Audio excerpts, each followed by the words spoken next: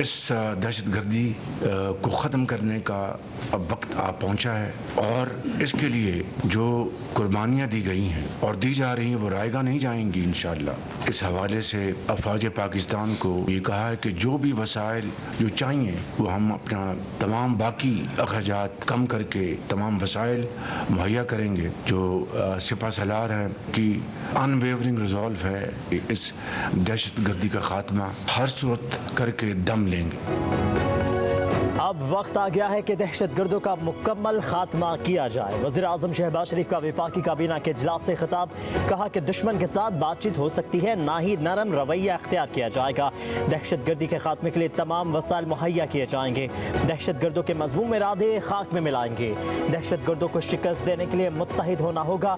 वज़ीर आज़म ने कहा कि बलोचिस्तान में नाराज़ ग्रुप के साथ बातचीत हो सकती है, सिर्फ सब्ज़ हिलाली झंडे के नीचे आने वालों के साथ मुज़ाकरात होंगे। बहुत जल्द बलोचिस्तान का दौरा करूंगा। वफाकी काबीना ने ऑपरेशन अज़्म इस्तेहकाम के लिए 20 अरब रुपए की मंजूरी भी दे दी।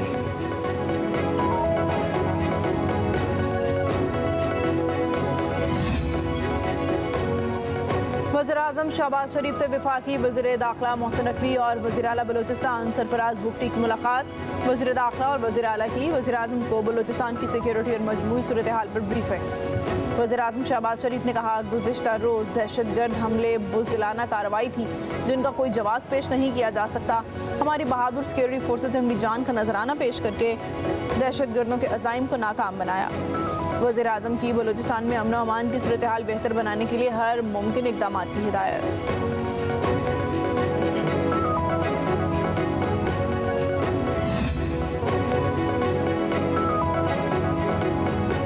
इस सोसाइटी के अंदर रह रहे हैं, कैसे पता चलेगा कि ये जो बंदा आ रहा है ये सड़क की रेकी करने आ रहा है या ट्रेवलर है।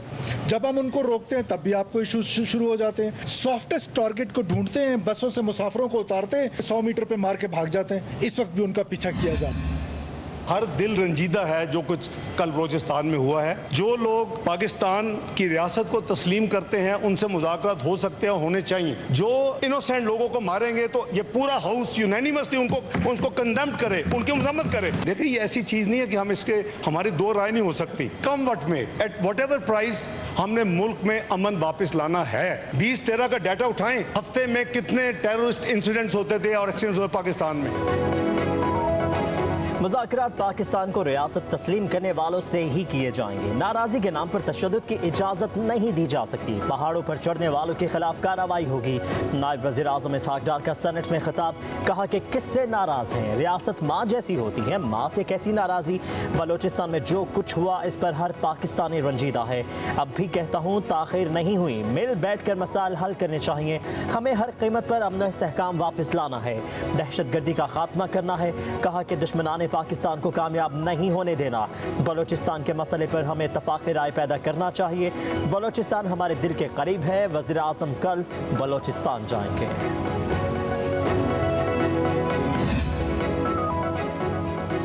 बानी पीटीआई पब्लिक न्यूज़ की मतवाज़िन और गैर जानिबदार रिपोर्टिंग के मुअत्तरफ़। 190 मिलियन पाउंड रेफरेंस की समाअत के दौरान पब्लिक न्यूज़ के रिपोर्टर उस्मान मुगल और GA न्यूज़ के रिपोर्टर शबीर डार को जेल ट्रायल की कवरेज से रोकने पर बानी पीटीआई का एहतजाज, समाअत रोकने का मुतालबा कर दिया। अदालत के जज नासिर जावेद से मुकालमा, कहा कि दोनों रिपोर्टर मतवाज़िन और मुसद्दिका रिपोर्टिंग करते हैं। जब तक इन्हें कवरेज की इजाज़त नहीं मिलती समाअत नहीं चलेगी।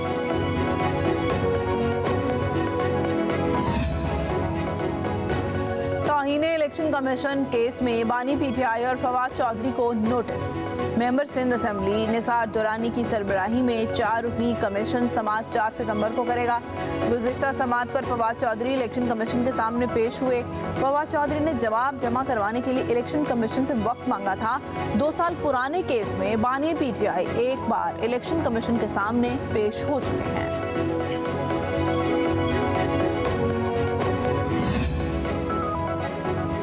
सुप्रीम कोर्ट ने 34 साल कैद काटने वाले दोहरे कत्ल के मुजरिम की सजाए मौत उम्र कैद में तब्दील कर दी। जस्टिस जमाल मंदोखेल ने 9 सफ़हात पर मुश्तमिल तफसीली फैसला जारी कर दिया। फैसले के मुताबिक गुलाम शबीर उम्र कैद से ज़्यादा सज़ा काट चुका है। मुतादिद अदालती फैसलों में सजाए मौत को उम्र कैद में बदला गया है। कहा गया कि डेथ सेल के कैदियों के बुनियादी हकूक़ का ख्याल नहीं रखा जाता। सजाए मौत का मतलब ये नहीं कि मुजरिम के साथ गैर इंसानी सलूक किया जाए। जेल के फरसुदा क़वानीन पर हुकूमत ने तवज्जो नहीं दी।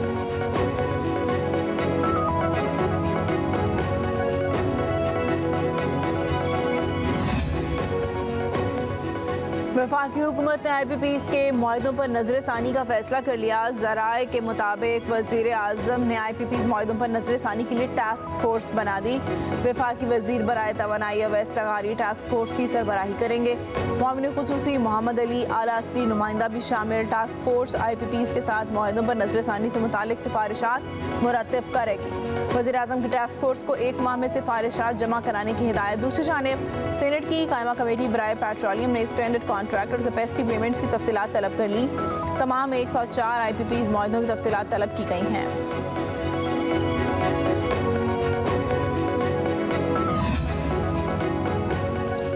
पंजाब हुकूमत ने बिजली बिलों में रिलीफ कीमत में फेस्को को 4.5 अरब रुपए जारी कर दिए। फेस्को को जारी रकम से सार्फिन को अगस्त और सितंबर के बिलों में रिलीफ दिया जाएगा। ज़राए के मुताबिक फेस्को के तकरीबन 16 लाख सार्फिन 200 से 500 के दरमियान यूनिट इस्तेमाल करते हैं जिन्हें रिलीफ मिलेगा।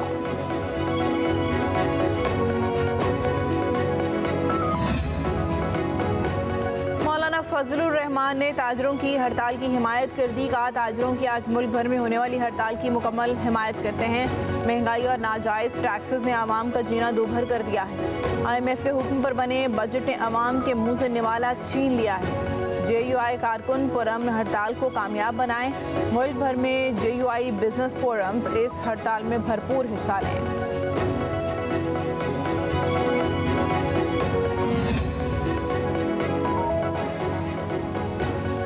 लाहौर तहसीलों के एतबार से सूबे पंजाब का सबसे बड़ा शहर बन गया। मज़ीद 5 तहसीलों का इजाफा। ज़िला लाहौर की तहसीलों की तादाद 10 हो गई। नई तहसीलों में निश्तर, वाहगा, इकबाल टाउन, रावी और सदर शामिल। नोटिफिकेशन जारी। 5 नई तहसीलों के लिए 5 असिस्टेंट कमिश्नर्स की खदमात कमिश्नर लाहौर के सपुर्द कर दी गई।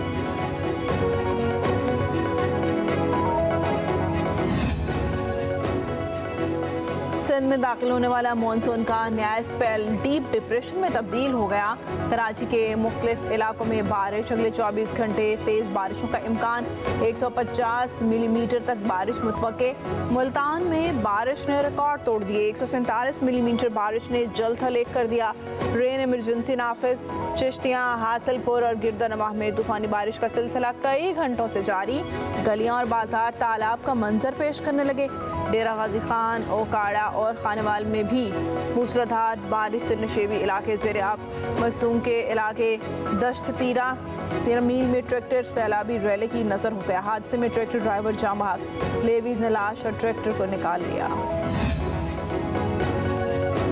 सीनियर सूबाई वज़ीर शर्जील मेमन कहते हैं सिंध हुकूमत ने बारिशों के पेश नज़र तैयारी मुकम्मल कर ली है। तालीमी इदारे खुले या बंद रखने से मुतालिक गौर किया जा रहा है। वज़ीर आला हाउस में रेन एमरजेंसी सेल कायम कर दिया गया है। समंदर में भी तुग़यानी का खदशा है। माहिगीरों को समंदर में ना जाने की हिदायत की गई है। हमल झील या ताब मंशर झील बंदों को मजबूत किया जा रहा है। कमज़ोर मकामात की भी निगरानी जारी है। निकासियाब के लिए टाउन्स को ज़रूरी मशीनरी फराहम कर दी गई है। शर्जील मेमन ने कहा कि शहरी भी किसी नागहानी सूरत हाल से निमटने के लिए हुकाम से तावन करें।